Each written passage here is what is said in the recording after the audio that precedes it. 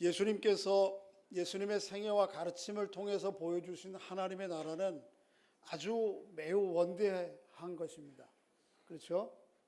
그래서 요한계시록 5장 13절의 표현에 의하면 하나님의 통치의 대상은 하늘 위, 그 다음에 땅 위, 땅 아래, 바다 위, 그리고 모든 피조세계 전체가 하나님의 통치의 대상이다, 다스림의 영역이다라고 얘기를 하고 있습니다. 또 히브리서 4장에 보면 그 중심에 있는 인간, 사람들을 하나님께서 다스리시되 어느 정도 다스린가 하면 그의 혼과 영과 몸과 마음의 생각과 뜻을 다 감찰하시고 그것을 드러내어서 하나님의 뜻으로 온전히 순종하게끔 하신다.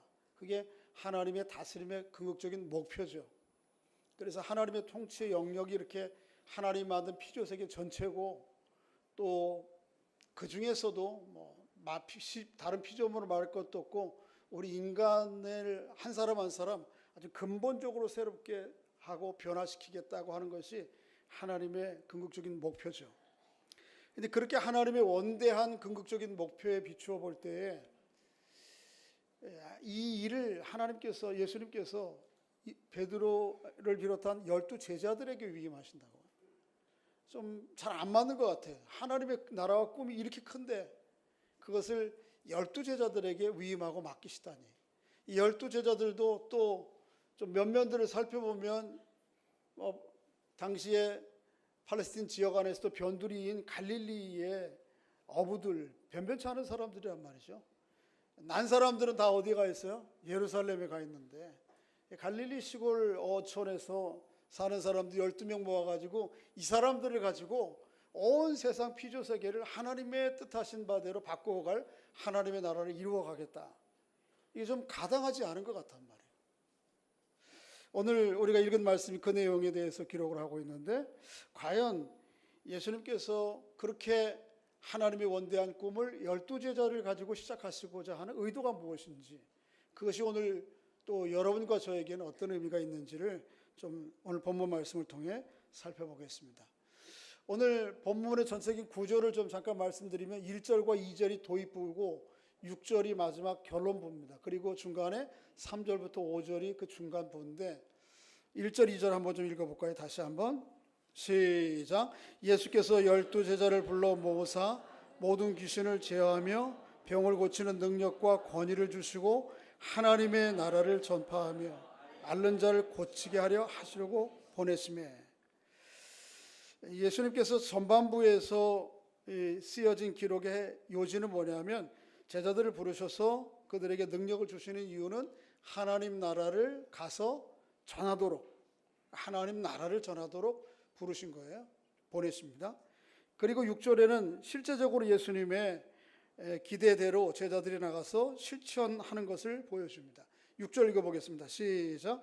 제자들이 나가서 각 마을에 두루 다니며 곳곳에 복음을 전하며 병을 고치시더라. 똑같은 내용인데 똑같은 말을 2절 도입부와 마지막 결론부에는 다른 용어를 가지고 사용해요. 2절에는 그것을 하나님의 나라라 그렇게 얘기를 하고 6절에는 그것을 복음이라 그렇게 얘기해요. 하나님 나라를 전하라, 복음을 전하라. 누가는 하나님 나라와 복음을 동일시하는 것입니다. 하나님 나라는 곧 뭐예요? 복음입니다. 거꾸로 복음은 곧 뭐라고요? 하나님의 나라예요. 이게 의미적인 두미상관을 이루죠. 여러분, 처음 글의 시작과 끝이 같은 말을 가지고 시작하는 거예요. 근데 표현은 다르지만 의미는 같은 거예요. 하나님 나라와 뭐가? 복음. 이게 같은 거예요. 그래서 오늘 본문에서 얘기하고자 하는 핵심이 이거예요. 하나님 나라, 이 복음을 증거하라라고 예수님께서 부탁하시는 거예요. 자, 저를 한번 보세요. 복음이 뭐예요? 복음.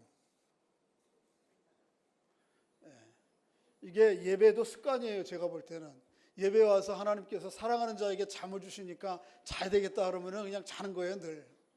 근데 이게 좀 깨어 있어야 되겠다 그러면 또 깨어 있는 거고, 그렇죠? 습관입니다, 모든 게. 깨어 있으십시오. 예배 드리다가 졸다가 큰일 난 사람도 있어요, 성경에 보면. 자, 복음이 뭐예요? 복음은 복된 소식, 복복자에다가 소리음자거든요.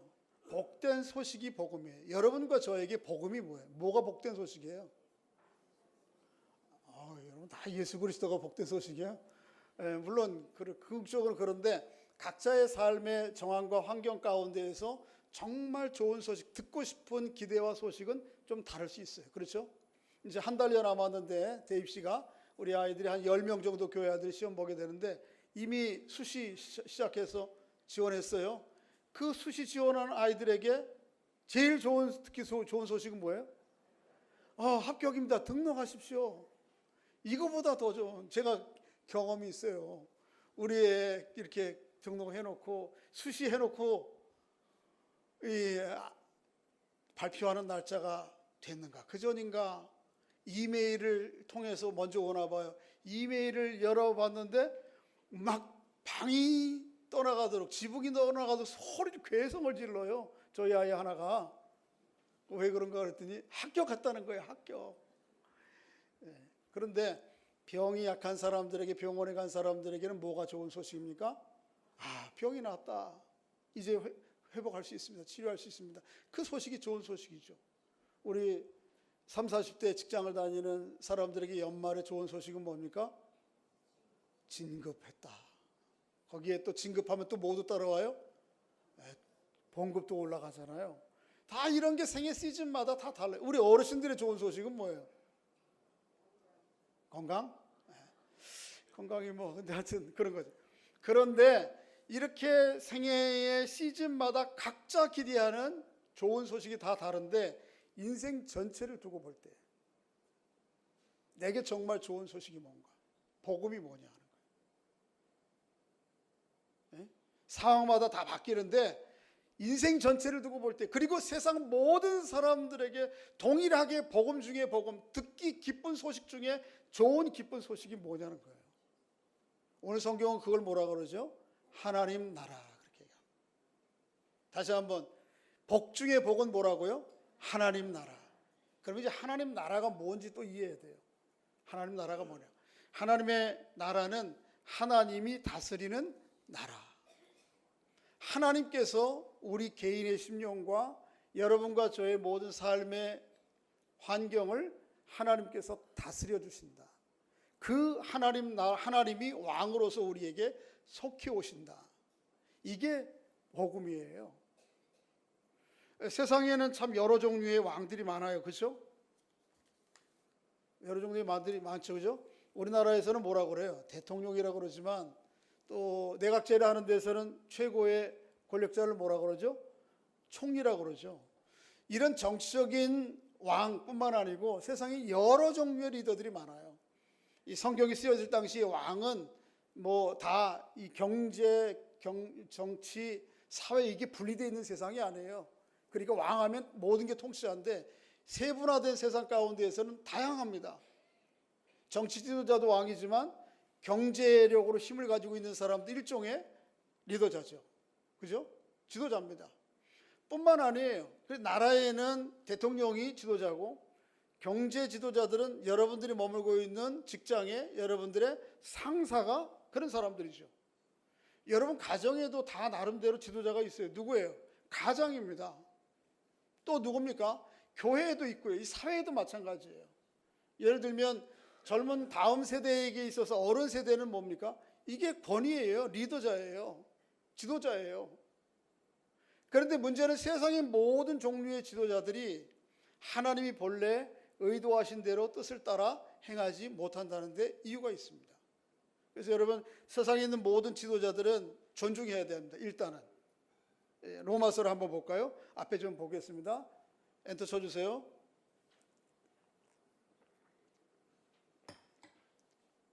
시작.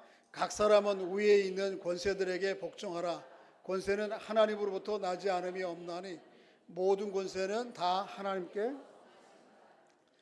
각 사람은 자기 위에 있는 권세들을 다 어떻게 해야 된다고요? 복종해야 됩니다. 그게 정치 지도자든 경제적인 상관이든 사회적인 의미의 어르신이든 가정에서의 권위든 다 존중해야 돼요. 왜요?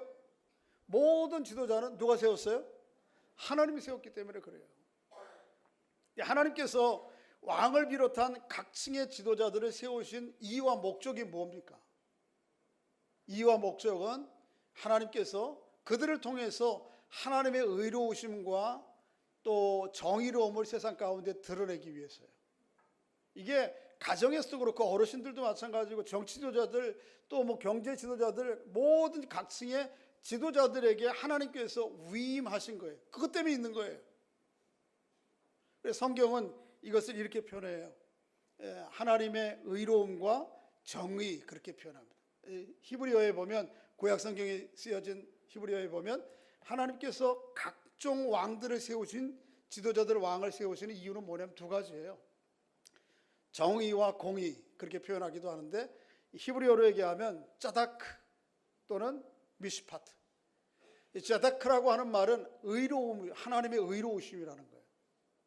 그 다음에 미시파트라고 하는 것은 이 관계적인 사회적인 정의를 의미하는 것이죠. 예를 들면 이런 거예요. 아버지는 자녀들에게 아버지로서 아버지다워야 돼요. 그것을 위해서 세운 거예요. 그걸 굉장히 여러 함축적인 의미가 있습니다만은 왕은 왕으로서 대통령으로서 백성들에게 왕다워야 돼요. 상사는 직장에서 상사다워야 됩니다. 어른은 어른다워야 되는 거예요. 어른 잘 다음 세대에게. 이게 자다크예요. 하나님의 의로우심, 하나님의 하나님 되심, 의로우심을 이거를 위해서 사람들에게 지도자를 세운 거예요. 또 하나는 뭐냐 하면 그것을 통해서 사회적인 관계의 정의를 실현하는 것에 목적이 있어요. 제가 예를 들면 아버지인데 두 아이가 있잖아요. 둘이 갈등이 있어서 싸워요. 그러면 어떻게 돼요? 힘 있는 놈이 힘 없는 사람은 어떻게 됩니까? 마음대로 하도록 내버려 두면 제가 아버지다운 것이 아니에요. 그럴 때는 어떻게 해야 돼요? 그렇게 하면 안 된다. 힘이 있어도 그렇게 하면 안 된다 하고 이 공정하게 옳고 그름을 판단해 주는 거, 이게 미시파트예요. 정치에도 마찬가지고 이 사회에도 마찬가지예요. 이 어르신들도 마찬가지예요. 그래서 이 두 가지 공의와 정의, 쩌다크와 미시파트. 그래서 어른으로서의 어른다움과 그가 머물고 있는 공동체 안에서의 관계가 온전하게 되도록 힘쓰는 것, 이거를 위해서 모든 지도자들이 세워졌어요. 여러분도 다 각자 나름대로 지도자죠, 그렇죠? 기회 아니에요? 지도자입니다. 최소한 모르긴 몰라도 여기 50대 이상 손 들어보세요. 이렇게 없어요? 다행입니다. 50대 이상은 이 사회에서 사회적인 지도자의 위치에 있습니다. 여러분들이 왜 그렇게 나이 먹게 하신지 아세요? 두 가지예요. 하나님의 하나님다우심을, 어른다움을 여러분을 통해 세상 가운데 드러내기 위해서요. 또 하나는 여러분들이 머물고 있는 공동체 안에서 그 크든 작든 관계적인 의로움들을, 정의로움을 드러내기 위해서 여러분들을 하나님께 세우신 거예요.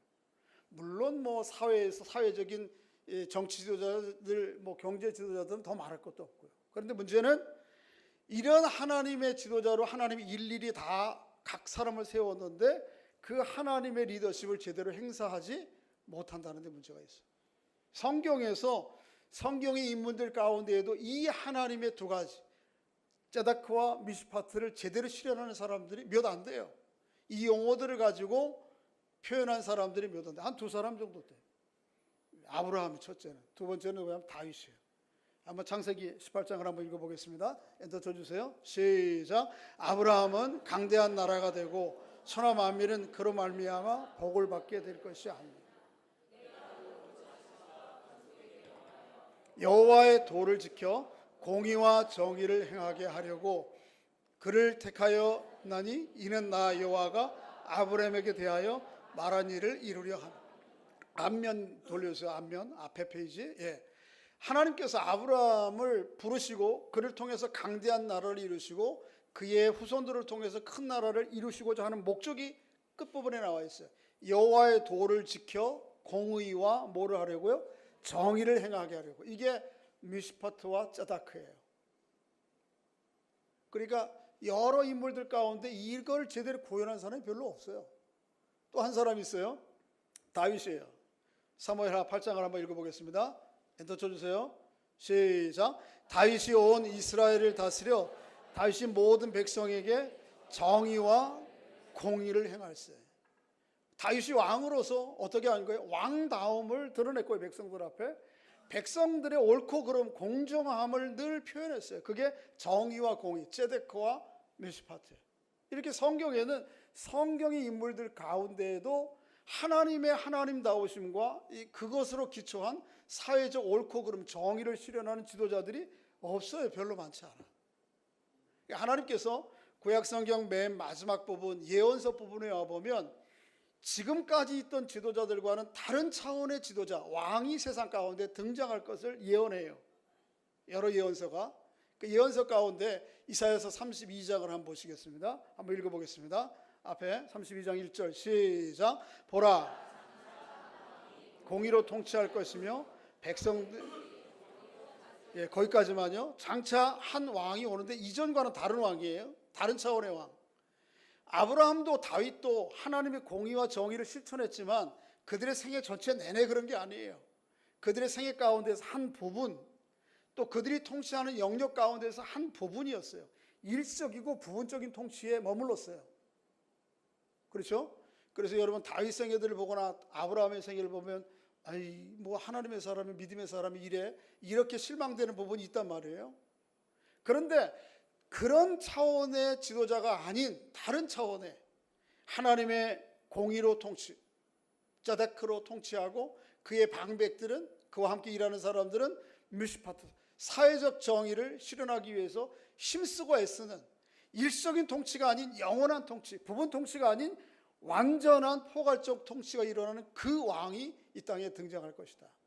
자, 16절 17절 있습니다. 시작. 그때 정의가 광야에 거하며 공의가 아름다운 밭에 거하리니 공의의 열매는 화평이요 공의의 결과는 영원한 평안과 안전이니라.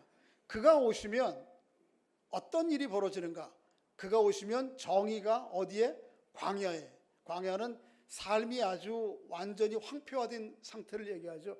이 황폐화된 세상 가운데에서도 그분이 오시면 하나님의 의로우심, 쩌데크를 드러내세요. 하나님의 의로우심을. 또 그의 공의는 뭐예요? 그의 공의가 아름다운 밭을 만들어요. 그래서 그가 다스리는 공의와 정의의 결과로 말미암아 뭐가 일어나요? 화평이 있어요. 이 땅에 샬롬 뿐만 아니고 공의의 결과, 좀 제가 정확하게 찾아보지 않아서 그런데 이 공의 두 가지 하면 안 되고 공의하고 뒤에는 정의라는 표현으로 해야 되죠. 하나는 미시파트고 하나는 뭐예요? 쩌데크거든요. 그 결과는 뭐예요? 영원한 평안과 안전이에요. 이게 하나님이 다스리는 하나님의 나라를 얘기하는 거예요. 그런데 이 나라, 이 최종적인 이전과는 다른 왕, 올 왕, 그 왕이 누구예요? 구약의 마지막 예언서에 예언했던 그 메시아, 최종적인 지도자, 최종적인 왕, 최종적인 구원자, 그분이 누구예요? 예수 그리스도예요. 오늘 본문에서 제자들에게 하나님의 나라를 전파하라, 이 하나님의 나라를 전파하라고 말씀하신 이 주님이에요. 그렇습니다. 세상에는 우리가 좀 더 나은 지도자들을 뽑고 또 지도자들이 잘하기 위해서 기도하고 후원하고 힘써야 되지만 세상의 지도자들은 어떤 지도자도 완전한 하나님의 의로움과 세상에 완전한 하나님의 평화와 안전을 제공할 사람은 없어요. 상대적인 뿐이에요. 오로지 누구의 나라만? 하나님의 나라, 하나님이 다스리는 나라, 하나님을 나의 왕으로 섬기며 하나님의 말씀에 전적으로 순종하며 살아가는 그 사람들에 의해서 형성되는 나라만이 진정한 의미의 화평, 샬롬이 이루어지고 진정한 의미의 평화, 안전이 거기에 오는 거예요. 믿으십니까? 그렇게 하나님의 나라를 유업으로 받은 사람들을 복되다, 그렇게 얘기하는 거예요. 여쭙겠습니다. 여러분, 세상에 어떤 복 중에 복이 뭐예요? 하나님의 나라를 유업으로 받는 거예요. 할렐루야. 죽어서 가는 나라가 그 얘기가 아니에요. 지금 이 순간 하나님을 나의 왕으로 모시고 하나님의 말씀과 뜻이라면 마치 절대군주의 왕과 같은 존재를 여겨서 그분의 뜻이요 그분의 말씀이라면 전적으로 신뢰하며 따르는 삶 자체를 하나님 나라라 그래요. 이게 복 중의 복이에요. 할렐루야. 복 받은 분들이에요. 서로에게 한번 좀 확증하면서 좀 한번 좀 말씀해 주시기 바랍니다. 당신은 복 중에 복을 받은 사람입니다. 왜요? 복 중에 복인 뭐예요? 하나님 나라를 유업으로 받고 그 나라를 살아가는 사람들이기 때문에. 우리가 그런 거예요. 정말 여러분과 제 안에 이 하나님 나라, 복 중에 복인 하나님 나라의 기쁨, 하나님의 통치로 말미암는 샬롬과 평안과 안전, 복됨과 기쁨과 거룩함에 대한 진정한 강벽이 없다면 우리에게 하나님 나라가 온 것은 아니에요. 그저 뭐 하나님 존재 인정하긴 하는데 하나님 거기 계셨다가 내가 필요할 때마다 뛰어나오셔서 좀 한 건 정리해 주시고 또 어디에 가세요? 이제 거기 계시지 마시고 어디 가세요? 또 뒷방에 계세요. 계시다가 또 또 문제가 터졌어요. 하나님 절대자시잖아요. 빨리 나오세요. 그러면 또 하나 처리해 주시고 거기 계시지 마시고 뒤에 가 계세요. 이런 하나님이 아닌 나의 삶 전체를 하나님 앞에 의존하고 매 순간마다 그분의 말씀과 뜻을 따라 살아가는 것, 그게 하나님의 나라를 유업으로 받은 사람. 그런 복을 여러분과 제가 누릴 수 있기를 주의 이름으로 축복합니다. 그런데 그 하나님의 나라를 누구에게 위임하셨어요? 12 제자들에게 위임하셨어요. 참 하나님의 나라는 원대하고 큰데 12 제자들에게 참 귀한 사명이에요. 귀한 사명. 그 무엇보다도 귀한 사명이에요. 자, 오늘 본문 한번 좀 읽어보겠습니다. 다시 한번 1절 2절 시작. 예수께서 12 제자를 불러 모으사 모든 귀신을 제어하며 병을 고치는 능력과 권위를 주시고 하나님의 나라를 전파하며 앓는 자를 고치게 하려고 내보내시며. 예수님께서 12 제자를 부르신 이유는 딱 한 가지예요. 이 하나님의 나라를 너도 살고 내가 살고 있는 하나님의 나라를 삶을 세상 가운데 어떻게 하라? 전파하라. 딴 거 없어요. 여러분과 제가 마찬가지예요. 오늘 본문의 12 제자가 부름을 받듯이 여러분과 제가 예수 그리스도를 주로 고백하며 사는 사람들이잖아요. 그 예수의 길을 가겠다고 하는 사람들이 제자들이거든요. 여러분과 저를 부르신 이유는 이 하나님의 나라를 너도 살고 이 하나님의 나라를 세상 가운데 뭐하라고요? 전하도록 부르신 거예요. 왜요? 그게 복음이거든요. 이것보다 더 기쁜 소식이 사실 없잖아요. 그렇죠? 동의 안 하세요? 동의 안 돼요? 이런 것입니다. 두 가지로 전파할 수 있어요. 첫째는 뭘로 전파하냐 하면 입술로 전파해야 돼요. 세상에 예수 그리스도가 누군지, 하나님이 누구신지, 하나님의 나라가 뭔지를 듣지 못하면 알지 못하는 거예요. 그래서 우리는 하나님 나라의 복음의 진리들을 할 수 있으면 말로 전하는 일에 힘써야 돼요. 그렇죠. 그래서 듣지 못하면 어떻게 복음의 내용을 알겠는가 하는 내용을 사도 바울은 이렇게 표현했어요. 로마서 10장 13절 14절 15절인데 한번 읽어보겠습니다. 시작. 누구든지 주의 이름을 부르는 자는 구원을 받으리라. 그런즉 그들이 믿지 아니하는 일을 어찌 부르리요? 듣지 못한 일을 어찌 믿으리요? 전파하는 자가 없이 어찌 들으리요? 버리심을 받지 아니하였으면 어찌 전파하리요? 기록된 바 아름답도다 좋은 소식을 전하는 자들의 발휘함과 같은 일. 앞페이지로 넘겨주세요. 다시 한번. 누구든지 주의 이름을 부르는 자는 구원을 얻어요. 그가 사회적인 지위가 어떻든 배웠든 안 배웠든 지난 과거의 삶이 어떻든 아무 상관이 없어요.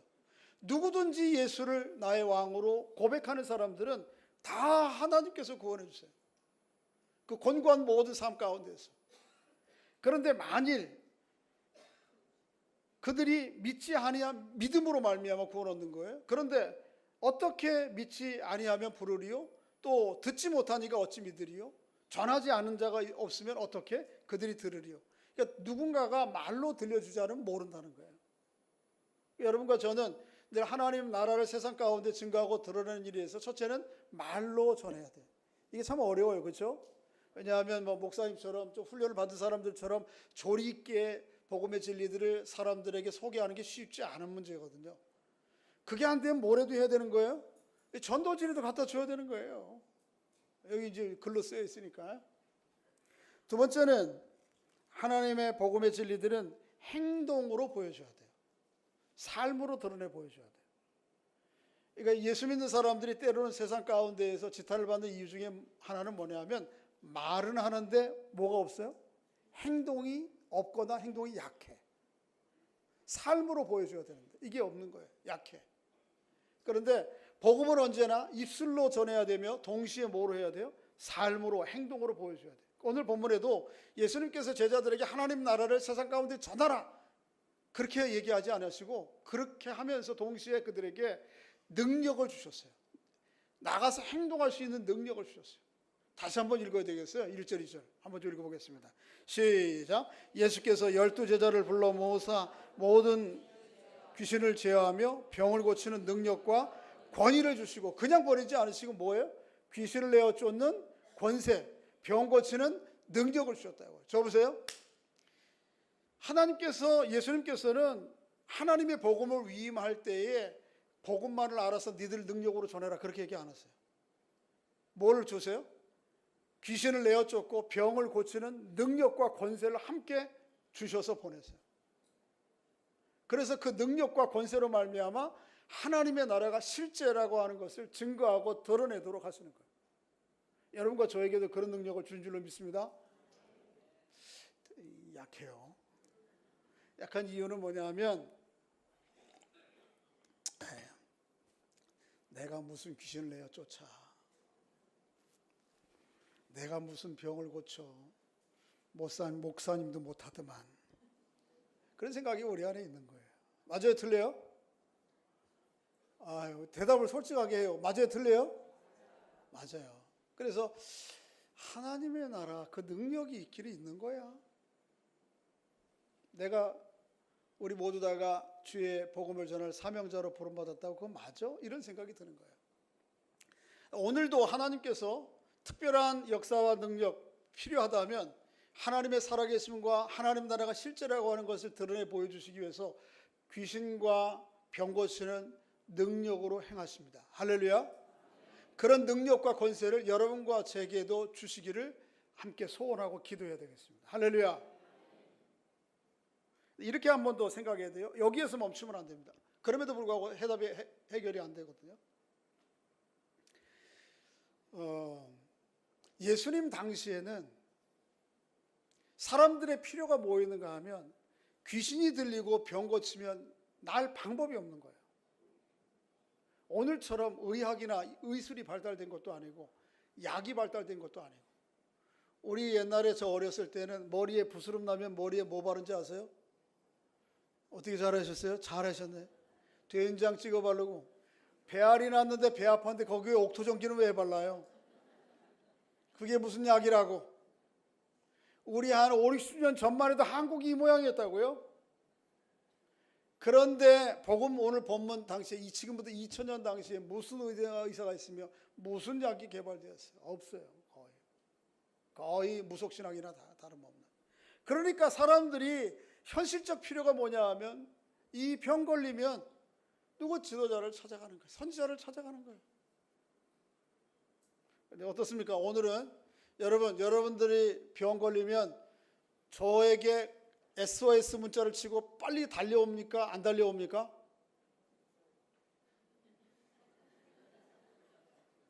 안 달려와요. 어쩌다 한 분은 목사님 제가 이런 문제가 생겼어요. 기도해 주세요. 이것까지는 했는데 그렇다고 해서 달려오지 않아. 어디로 달려가요? 병원으로 달려가. 뭐 잘못된 겁니까? 괜찮은 거예요. 뭐가 문제예요? 왜요? 야고보서 1장 17절에 이렇게 이야기하고 있어요. 한번 따라해 보겠습니다. 온갖 좋은 은사와 온전한 선물이 다 하나님께로부터 내려오나니, 빛의 아버지로부터 내려오는 그런 표현인데 하나님께로부터 온 거예요. 오늘의 의술이, 오늘의 치료약이 누구로부터 온 것입니까? 하나님으로부터 온 거예요. 오늘의 약 중에 하늘에서 떨어진 거 있어요. 다 이 땅에 있는 물질 가운데 사람들이 발견하고 개발해서 쓰는 거죠. 하나님이 주셨던 모든 자원들 가운데서 쓰시는 거예요. 그러니까 병 걸려도 예수 믿고 신앙생활하고 기도해도 그 병 때문에 기도하고 그것 때문에 하나님 앞에 더욱 가까이 하고 하나님과 더 실제적인 인격적인 삶을 살기 위해서 하나님 앞에 간구하고 기도하고 때로는 그것도 치유하시죠. 그렇지만 하나님께 주신 모든 의술과 약도 다 하나님이 주신 거예요. 그거 마다할 이유가 하나도 없어요. 하나님의 선물이에요. 왜 그 하나님의 선물을 우리가 마다합니까? 여러분, 기도하면서 병원도 가시고 병원에 가시면서 기도하여 우리의 병도 낫고 치유되는, 약함이 치유되는 은혜가 있기를 주의 이름으로 소원합니다. 우리 예수 믿는 사람도 병 걸리면 목사 안 부를진데 예수 안 믿는 사람들이 병 걸리면 목사 찾아요? 아니죠. 오늘의 이 시대의 필요가 뭔지를 여러분 잘 이해하셔야 돼요. 여러분, 오늘 이 시대의 병은 대부분 다 물론 아주까지 극복되지 못한 암과 아주 특별한 질병들이 있습니다만은 그래도 병원 가면 다 해결돼요. 어느 정도 해결돼요. 다 그러니까 거기 가는 거예요. 그런데 보세요. 정말 이 시대 사람들이 고통스러워하고 힘들어하고 그래서 이 문제를 해결하기 위해서 몸부림치는 문제가 무엇인가를 봐요. 오늘 본문 당시에는 의사들도 없고 약도 없으니까 병 고치고 귀신 들리면 다 거기 쫓아갔는데 오늘 이 시대의 군중들이, 사람들이 정말 하나님 앞에, 교회에게, 예수 믿는 여러분과 저에게 기대하는 바가 뭘까를 한번 생각해 보세요. 뭘 것 같아요? 좀 어려운 얘기로 하면 소외입니다. 소외. 좀 쉬운 얘기하면 외로움이에요. 또 세상이 만들어 놓은 잘못된 가치와 동기와 목적 때문에 사람들이 끝없이 휘달려요. 그래서 얼마나 피곤하고 곤고하고 삶이 지쳐 있는지 몰라요. 자기에게 주어진 과업은 아침부터 저녁까지 열심히 일을 해요. 탈진할 정도로 일을 하는데 그럼에도 불구하고 그 존재의 중심은, 마음은, 영혼은 아주 메말라 있어요. 거의 죽은 거나 다름없어요. 죽은 것이죠. 이 외로움과 고통 가운데 사람들이 갈망하는 거예요. 그 원인이 어디에 있어요? 살아계신 하나님부터 분리되어 있기 때문에 그래요. 그러니까 자꾸 세상이 만든 관점으로 나를 판단하고 사람들을 판단하고 서로 찌르고 서로 판단하다가 상처받고 고통받고 그 깊은 존재의 외로움 가운데 사람들이 머물러 있는 거예요. 이걸 보셔야 돼요. 오늘 이 시대의 사람들이 그것 때문에 절망해요. 병원에 엊그제 어느 분, 김기화 권사님 병원에 입원을 가서 신방을 갔어요. 그래서 말씀하고 기도하고 있는데 그 앞에 있던 사람이 목사님 저를 위해서 좀 기도해 주시면 안 될까요? 그렇게 저 한 번 모르는 사람인데 옆에 테이블에 보고 외로운 거예요. 사람들. 병은 여기서 고쳐. 그 병보다 그 존재의 중심을 고통스럽게 하고 핥히고 힘들게 하고 메말라 하는 게 뭐예요? 이게 하나님으로부터 단절되고, 하나님으로부터 단절된 사람들이 오로지 자기 능력과 자기의 힘으로 자기를 확보해 살려고 하는 이기적인 세상 가운데 살아가면서 이리 찔리고 저리 찔리고 고통당하는 아픔들 가운데 그 사람들이 신음하고 있는 거예요. 세상 사람. 이거 우리가, 그런 사람들이 우리가 어떻게 해야 되겠어요? 자, 한번 보여주세요. 제가 이런 말 한번 좀 인용하겠는데요. 엔터 쳐주세요. 예, 한번 읽어보겠습니다. 시작.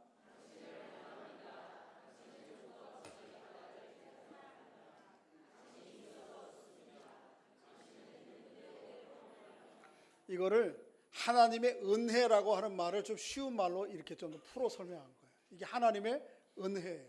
은혜라는 게 이런 거예요. 자격이 없고 조건이 없는 사람에게 무조건적으로 은혜로 베푸는 사랑과 긍휼, 그게 하나님의 의로우심이거든요. 오늘 이 시대의 사람들이 뭘 얘기해요?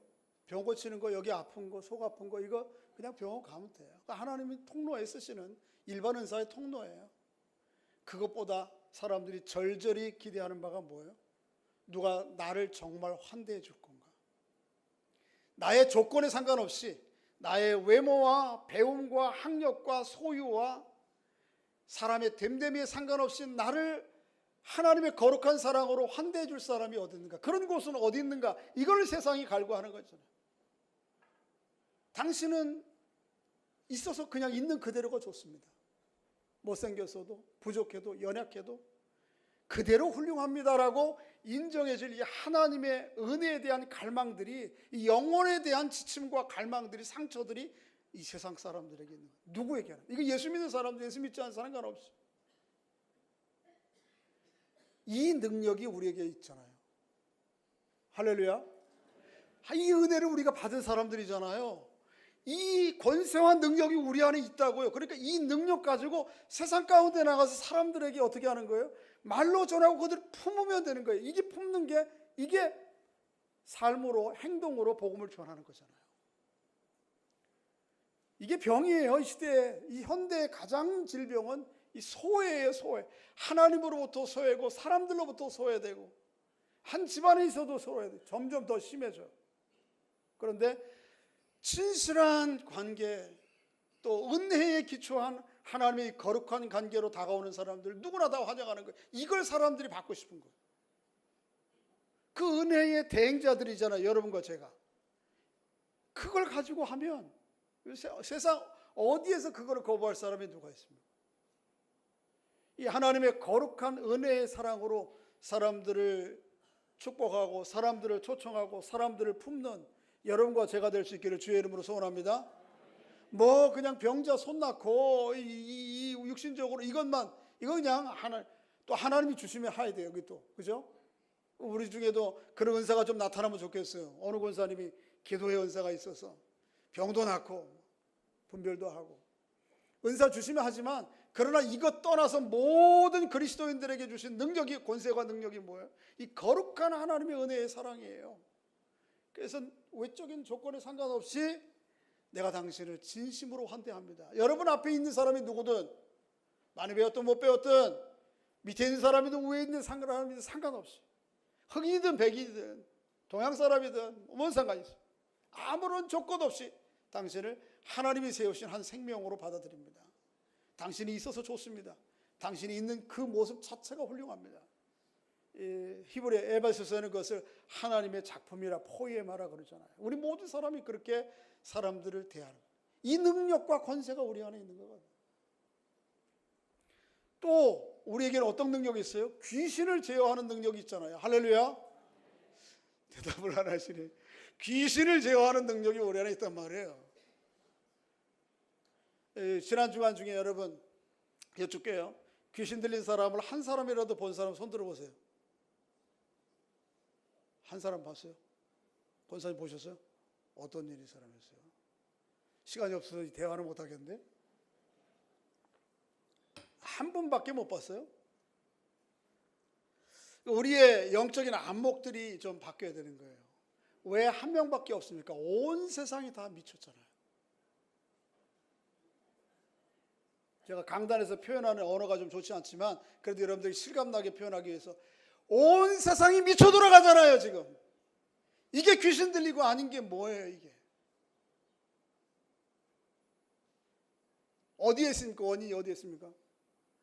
하나님을 왕으로 모시지 않으면 세상의 온갖 것들이 그 사람의 중심에 들어와서 왕 노릇해요. 그게 다 귀신이에요. 세상이 다 지금 미쳐 돌아가고 있잖아요. 돈 때문에 형제의 아무것도 아니고, 아버지 부모하고도, 지난주에 말씀드린 대로 효도계약서 쓰셔야 된다고. 왜? 미쳐 돌아가는 세상, 이 귀신 들린 세상이죠. 어떤 사람은 성적인 매력에 빠져가지고 아주 끔찍한 사건이 지난주에 있었잖아요. 어떤 사람은 어떻게 해요? 자기를 알아달라고 하는 그런 자기 공허함 때문에 자기를 과시하고 자랑하기 위해서 자기 알아달라고, 그 알아주는 곳이면 무슨 곳이라도 무슨 짓이라도 하는 거예요. 지금 우리가 소유, 재물이 있으면 내 생애 앞에서 얘기한 샬롬과 안전과 평화가 있을 거라고 생각해서 오로지, 여러분 형제들 저기 ELP 유럽 프리미어리가 금요일 날 하는 거, 토요일 날 하는 거예요. 토요일 날 우리 한밥가 우리 성도들은 뭐 그런 거예요. 여러분 유럽 리그를 축구하는 걸 보세요. 거기 열광하는 걸 보세요. 뭐 했어요? 다 미쳤잖아요. 예배를 우리가 그렇게 드립니까? 와! 우리나라는 또 축구에는 안 미쳤지만 뭐에 미쳐가고 있죠 요새? 야구에 미쳐가고 있나? 스포츠에 미쳐가는 거예요. 그러니까 하나님을 왕으로 모시지 않으면, 하나님이 다스리는 세상이 아니면요, 시즌의 삶의 정황 가운데 주어진 긴급한 눈앞에 보이는 필요들이 다 우상이 될 수 있는 거예요. 이게 귀신이 되는 거예요. 그런데 우리는 하나님을 나의 왕으로 모셨기에 그런 것 때문에 이게 페이크한 가짜 즐거움이거든요. 가짜 복음이거든요. 이 가짜 복음에 속지 않은 거예요. 거기에 따라가다 보면 결국 인생이 탕진하는 거예요. 망치는 거거든요. 우리에게 그게 있잖아요. 이미 하나님의 복음이 있잖아요. 그러니까 이 복음 가지고 다 제정신이 안 들은 이 정말 왕이신 하나님을 섬기지 않고 정말 우상, 온갖 것들을 우상으로 섬겨서 인생을 탕진하고 있는 사람들에게 그게 아니다고, 주님이 우리의 구주시라고 하는 분명한 우리의 능력이 우리 안에 있잖아요. 예를 들어서 뭐 그런 것이 좀 경제적으로 낫다고 해서 우쭐하고 난 사람처럼 생각하지 않고, 그거 없다고 해서 열등감 느끼지 않고, 오로지 늘 나의 왕으로 계신 하나님의 나의 삶을 맡기고 의탁하고 살아가는 삶의 평안과 샬롬이 우리 안에 있잖아요. 그 능력이 있어요, 없어요? 그것을 드러내시라고. 여러분 안에 있는 하나님으로 오는 깊은 샬롬과 평안과 안식, 이 안전을 여러분 삶 가운데서 그저 잔잔하게 드러나면 미친 세상은 도망가요. 거기에서 명함 못 내미는 거예요. 그 능력이 여러분과 제 안에 있는 거라니까.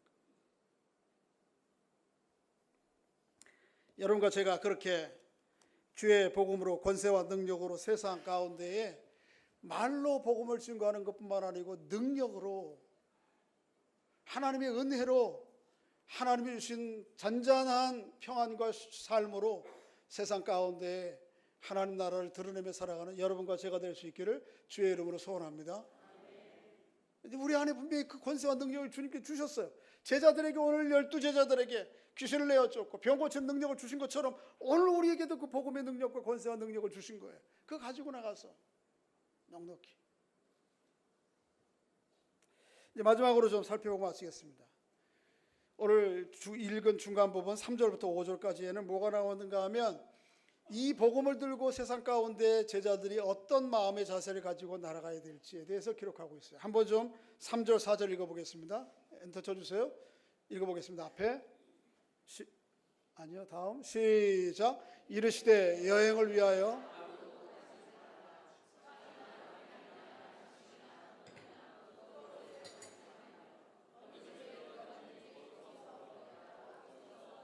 예수님께서 복음 들고 나가라고 제자들에게 얘기하신 다음에 뭐라고 그러냐면, 아무것도 가지고 나가지 말라. 여행을 하면서 필요한 게 뭐예요?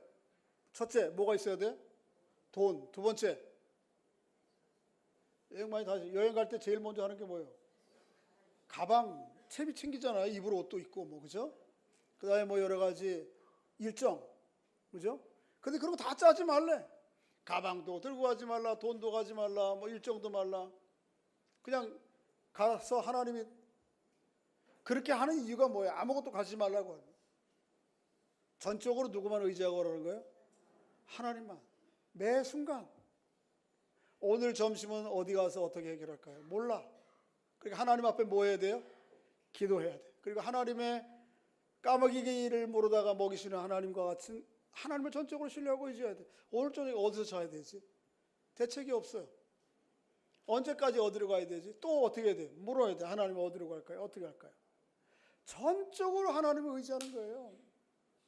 여러분, 여러분과 제가 복음을 전하지 못하는 결정적인 이유는 이 복음에 대한 내용을 조리 있게 파악하지 못하고 메모리하지 못하거나, 또 내가 사회적으로 사람들이 그럴듯해야지 이 남루한 이 옷을 입고 가서 무슨 복음을 전하면 이게 되겠나, 이런 자격지심인데 아니에요. 딱 한 가지가 없는 거예요. 뭐가 없는 거예요? 믿음이 없는 거예요. 믿음이. 예수님께서 오늘 본문에 우리 보여주는 게 그거예요. 네가 사회적 지위와 무슨 상관이 있어? 무슨 네 내적인 능력이 아무 상관이 없어. 오로지 한 가지, 믿음이 있느냐.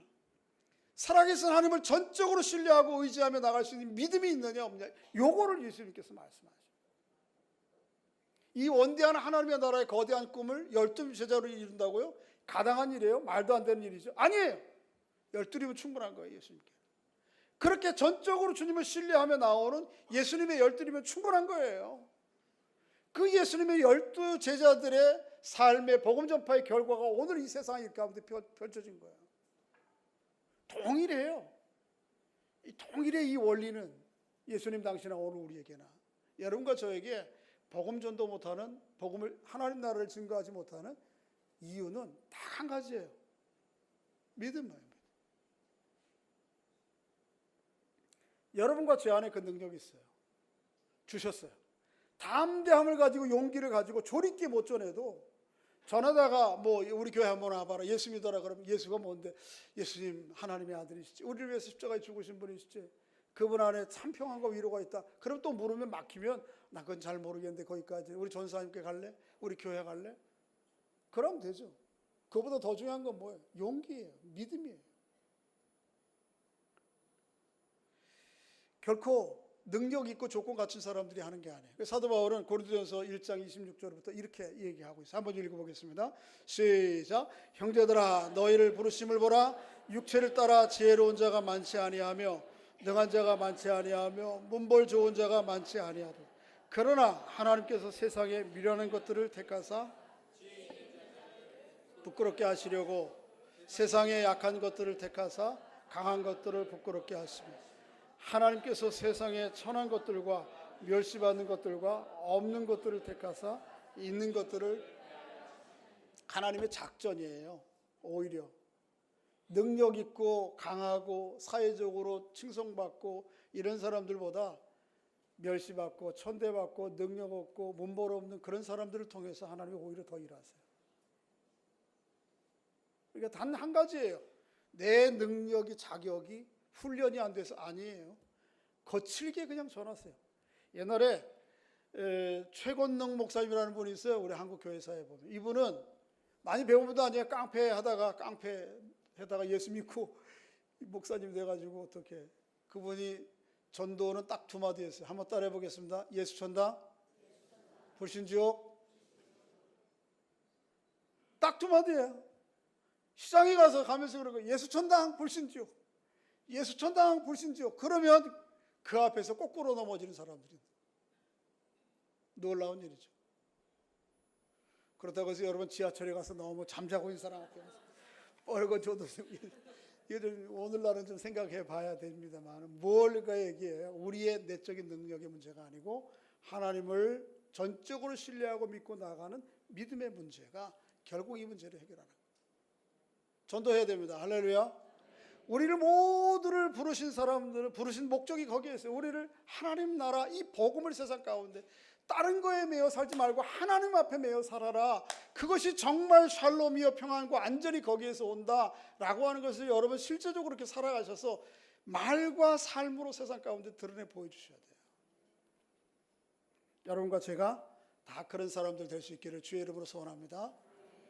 돌아오는 주일에 우리 목장 VIP 초청 잔치, 우리가 늘 일상으로 이 삶을 살아야 됩니다만은, 그럼에도 불구하고 다음 주일에 특별하게 날을 정하는 이유는 이것을 계기로 그런 삶을 더 힘써 보려고 하는 거예요. 여러분 다음 주에 오실 때 이번 주에 가셔서 누구라도 붙잡고 오세요. 할렐루야. 누구라도 붙잡고 오셔야 돼. 데려올 게 없으면 개라도 데리고 와야 돼요. 우스갯소리고요. 여러분, 우리 주변에 아직도 하나님의 복음으로 말지 못하는 사람들이 얼마나 많습니까? 이 세상에 삶의 길을 찾지 못하는 사람, 갈등과 고민과 번민과, 겉으로는 그럴듯해 보이지만요, 그들에게 하나님 나라의 영원한 복음, 이 복음 들고 나가 복음 증거하며 평생을 그렇게 살아가는 여러분과 제가 될 수 있기를 주의 이름으로 축복합니다. 기도하겠습니다. 아버지 하나님, 은혜 감사합니다. 저희들 사랑하셔서 예배하면서 귀한 말씀 깨닫고 또 말씀에 따라 결단하며 순종할 수 있도록 은총을 베풀어 주시니 감사합니다. 이 거룩한 삶의 여정으로 불러주셨는데 감사함으로 감당하는 저희들 될 수 있도록 은혜를 베풀어 주시옵소서. 이미 우리 안에 제자들을 보내시면서 주신 능력과 권세가 있음을 기억하며 담대함으로 믿음으로 나가 선포하게 하시고 삶으로 나가 선포하며 살아가는 저희들 될 수 있도록 은혜를 주시옵소서. 예수님의 이름으로 기도하옵나이다. 아멘.